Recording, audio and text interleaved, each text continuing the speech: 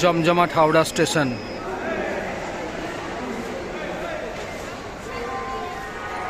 সেই ঐতিহ্যের পাখা।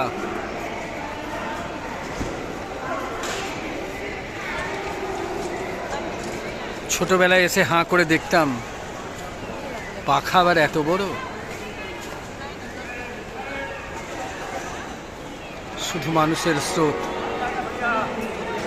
একসময় কত ধরনের কাজ থাকতো, কত মূল্যবান সময় ছিল, বড় ঘড়ির নিচে কত অপেক্ষা ছিল, সব ধুয়ে মুছে গেছে।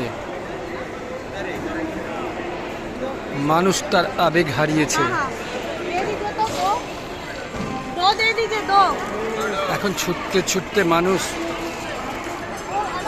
নিজের সেই অবস্থানেই আছে, একটুও এগোতে পারছে না, শুধু বইছে। মাথায় যাবতীয় বোঝা নিয়ে শুধু বয়ে যাচ্ছে।